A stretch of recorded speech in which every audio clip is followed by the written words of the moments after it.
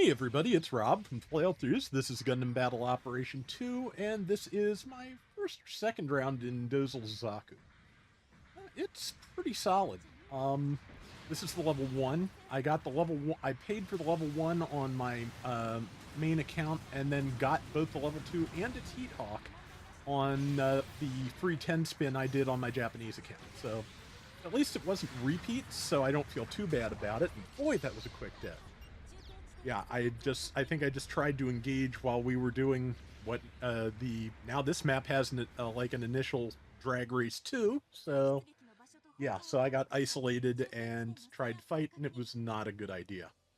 But otherwise I really like this Zaku. It has some pretty good qualities. It has maneuver armor but no dodge roll, which, unusual for a general at this cost, certainly, but not unusable. There is a Zaku Flipper, which I'm going to try and move in on. It read me like a book, because it was really dumb to just, try and hit that head on. It used its fancy melee pattern on me. I also have a fancy melee pattern. Besides the big knockdown Heat Hawk, Dozle Zaku also has a melee pattern that, with just barehanded, that does heavy stagger. So, very useful. And also, it more or less has the Ashimar downswing. So, okay, now I'm starting to get a little bit irritated, because I am basically a short-range suit.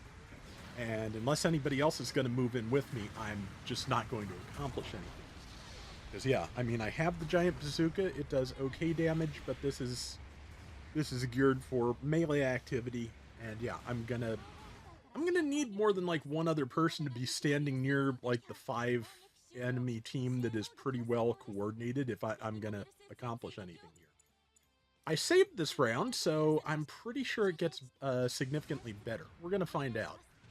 That's the Zaku Flipper's jamming causing my radar to be useless. And let's see. Okay, tag that. Yeah, the Cracker is apparently fairly good as well. I haven't made a lot of use of it, but since people have said it's pretty good, I'm going to try and work it into the rotation a little bit more. Gym 2 was not ready for that.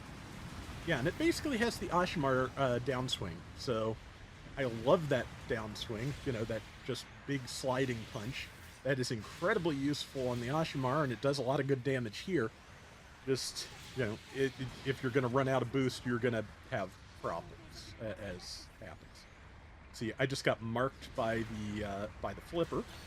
That's okay. That is that Gym 2 is down, and if I'm lucky, I'm not sure if I'm lucky yet, but if I'm lucky, I'll be able to get the flipper out too.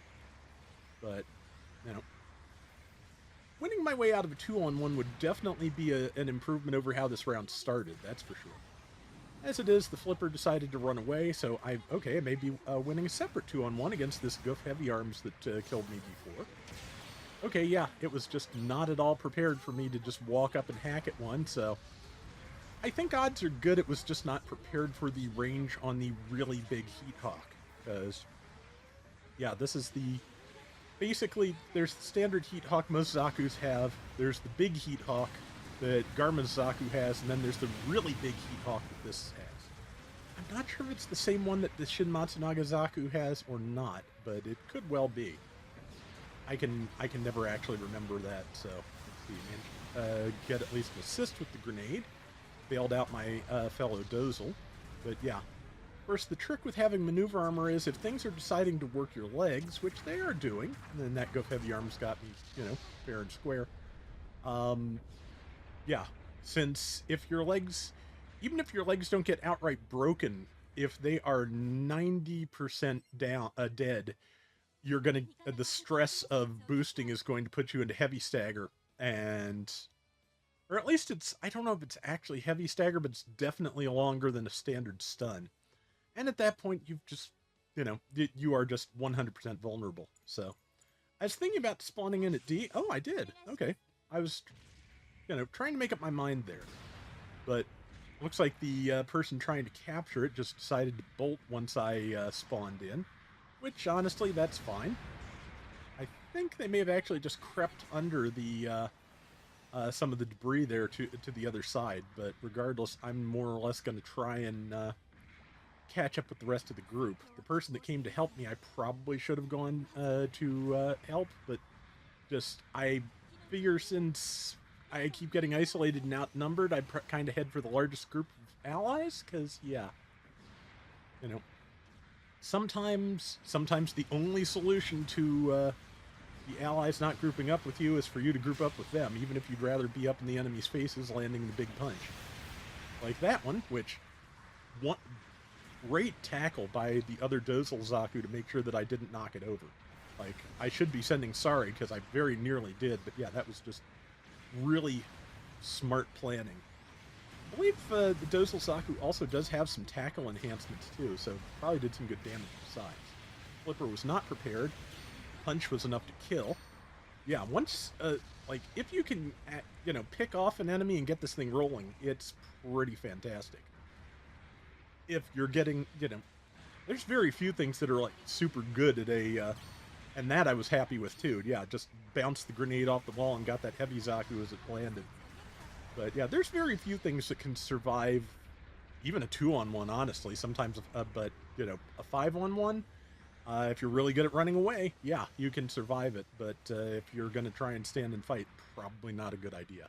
I frequently try to stand and fight. Like, if I don't think I have enough boost or iframes to get away, and I, don't see a way out, I'm just going to try and do damage before I'm killed. Not always the best move, just sometimes the best thing I can think of. They are obviously different things. But, and then I found this person. I think that is, at first I thought this was the person who was trying to take that point over there, or was possibly ordering an airstrike at sea. But, like, just as I finished it off, we got the bomb planted notice. So yeah, that's what they were doing, and that's where they hid. Yeah. Way far away. I should have thought of that, but to be honest, I didn't realize how close our base was to point C. Like, I was just not paying enough attention. But now we've got a decent lead and we can win this, but just the question is, can we take out the pilot?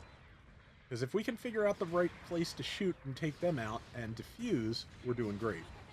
That's often the trick. There are, some really good places to hide in there, and some of them just make it very, very difficult for the splash damage to reach. So, yeah, we are all trying to deal with that pilot, but to be honest, at this point, it is better off if we, I think I just saw them flying away above the base, but yeah, at this point, with the amount of time left, we'd be better off trying to land some kills while we can, which I'm going to be on the ground for that, so it's not going to happen.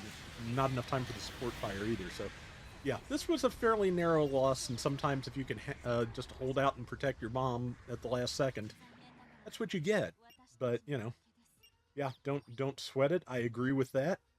Bad rounds happen. This one only started out bad for me, as you can see. 65k damage, 1780. That's not bad in a 300 room. So 5 and 3. But yeah, like I said, this thing has a lot of potential, and I'm looking forward to using it some more. Right now I'm just waiting for heavy gun cannon costs to be where I want them so I can record that too. But that is going to do it for today's Gundam Battle Operation 2. We will be back soon with more. Till next time, everybody take care and have fun. Later. There is an MS in Action of Dozle Zaku. I never got it. It was another limited edition one. I think even more so than Garma's Zaku, which I did end up with.